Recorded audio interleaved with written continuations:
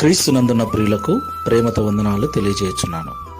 మే నెల 31వ తేదీ 2026. ఈరోజు దావీదు గారి ద్వారా దేవుడు మనకు చేస్తున్న వాగ్దానం ఏమిటనగా 66వ కీర్తన 20వ చరణం.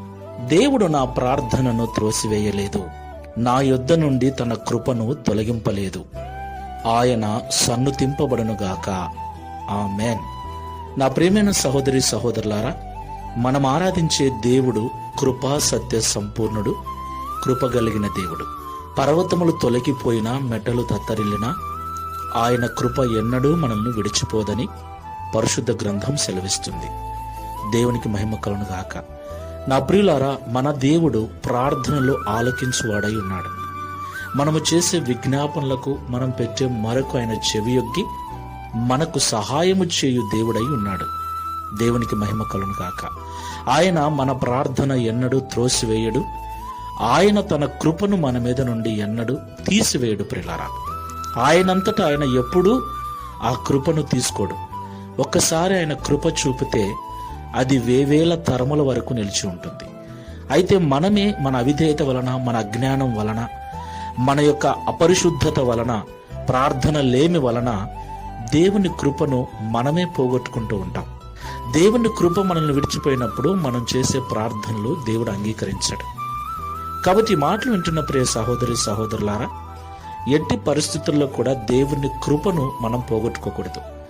దేవుని కృపను వ్యర్థముగా మనం ఉపయోగించకూడదు.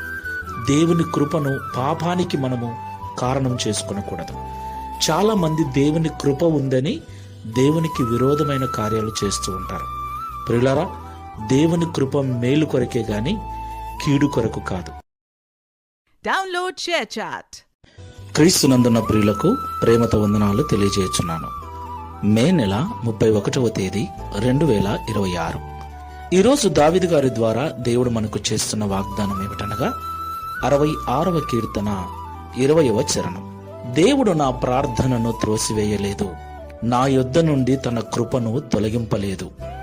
ఆయన సన్నుతింపబడునుగాక. ఆమేన్.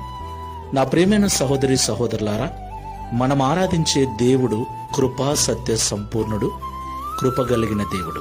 పర్వతములు తొలగిపోయినా, మెట్టలు తత్తరిల్లినా ఆయన కృప ఎన్నడూ మనల్ని విడిచిపోదని పరిశుద్ధ గ్రంథం సెలవిస్తుంది. దేవునికి మహిమ కలుగును గాక. నా ప్రియులారా, మన దేవుడు ప్రార్థనలో ఆలకించువాడై ఉన్నాడు. మనము చేసే విజ్ఞాపనలకు మనం పెట్టే మరొక ఆయన చెవియొగ్గి మనకు సహాయము చేయు దేవుడై ఉన్నాడు. దేవునికి మహిమ కలుగును గాక.